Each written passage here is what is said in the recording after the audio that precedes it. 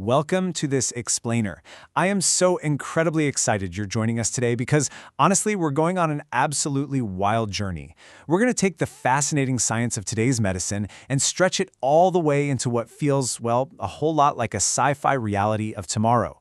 We are looking at a world where biology literally meets machinery, and we're going to break down exactly what that means for us as a species, step by step. Picture this for a second. You wake up tomorrow, right? But you've got robotic eyes that let you zoom all the way across a city skyline, an artificial arm that's vastly stronger than any biological muscle, and a tiny computer tucked safely inside your brain. Are you still, well, human? Or are you something entirely new? I want you to keep that concept in the back of your mind as we go through this, because the final upgrade we're discussing today could completely change what it means to be human forever. All right, let's get into it with Section 1, today's first cyborg upgrades. To really grasp this possible future, we've got to ground ourselves in reality first.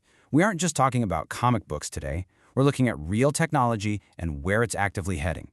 So what exactly is a cyborg? It's simply a person who uses mechanical or electronic devices built into their body to extend their abilities beyond normal human limitations. When we use simple, everyday words like this, it kind of strips away all that Hollywood magic and shows us what we're actually talking about, extending our natural limits using tools built right into us. And here's the thing. Cyborgs actually already walk among us. Seriously, we already rely on things like advanced artificial limbs, robotic arms and legs, cochlear implants for hearing, and various internal medical devices like pacemakers. This technology is already here, and it is beautifully helping millions of people live better, healthier lives every single day. Now, right now, we mostly use these devices to restore function, to get people back to a standard human baseline. But here is the massive cliffhanger we're facing as a society. What happens when these medical upgrades become better than normal human abilities? What happens when a prosthetic leg can run twice as fast as a biological one, or an artificial eye can see perfectly in pitch black? Which brings us right to Section 2, life with superhuman abilities. Let's let our imaginations run a little wild here for a second and just explore the sheer wonder of what everyday life would actually look like with a major technological upgrade. Contrast our normal human traits, standard muscle strength, normal vision, and a natural memory that, let's be honest, sometimes completely forgets where we put our car keys, with a cyborg upgrade. We're talking about super strength, zoom eyesight, and perfect memory assistance. Imagine having a built-in health monitor that instantly tells you if you're getting sick, or a device that gives you instant language translation right into your ear as someone speaks to you. Faster thinking and total recall could literally be your new normal. So, if we scale that up, how does society change? Well, if lots of people chose these enhancements, we'd be looking at a true cyborg society. Imagine schools, where students can just download information directly. Think about sports. What in the world would the Olympics look like if athletes had engineered super muscles? We'd see entirely new job skills, instant mind-to-mind communication, and the ability to finally survive the harsh realities of deep space travel. It would radically transform how we live together. But of course, it's not all magic. That leads us to Section 3, amazing benefits and hidden risks. Every massive leap in human evolution acts as a bit of a double-edged sword, right? With great technological power comes some incredibly complex challenges. Now, the rewards? Astonishing. We're talking curing disabilities, living much longer and healthier lives, learning at lightning speeds, and safely exploring deep oceans and space. But the risks are equally terrifying. Cybersecurity risks take on a whole new meaning when we're talking about the literal hacking of human brains.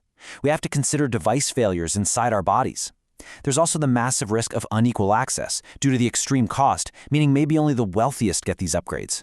Plus, there's the total loss of privacy and a scary dependence on machines just to function day to day. So I kind of want to pause for a second and ask you directly, if you knew for sure they were completely safe from hacking or failure, would you choose to get these upgrades? You have to weigh those amazing benefits against the potential that you might become entirely dependent on a machine. It's really not an easy answer, is it? And that brings up a really deep philosophical question in Section 4. But are we still human? There's this crucial, blurry, gray area between simply using a piece of technology and becoming so dependent on it that it fundamentally alters our core being. Identity, emotions, relationships, human creativity. Think about it. If a computer is helping you think, whose thought is it, yours or the machine's?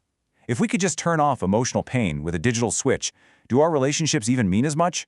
We have to really thoughtfully consider whether these upgrades might cost us the very creativity and emotional depth that makes us who we are. Let's look ahead to Section 5, the next 100 years. You might be wondering, could this wild, speculative future actually happen based on what we're building right now? The short answer is absolutely yes. And here is the real science today that proves it. We are actively building the foundation.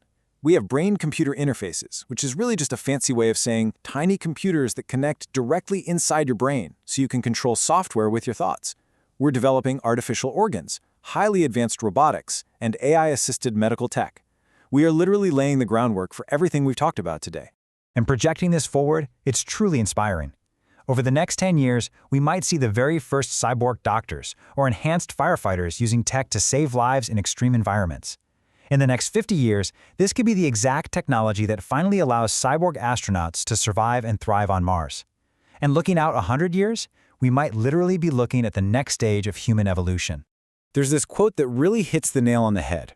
For thousands of years, humans have used tools to improve their lives. Becoming cyborgs could simply be the next step, or it could change humanity forever. The biggest takeaway from our explainer today isn't whether or not we have the capability to build this stuff. The real question is how wisely we're going to choose to use it once we do. So, I want to leave you with this provocative final thought, echoing right back to how we started.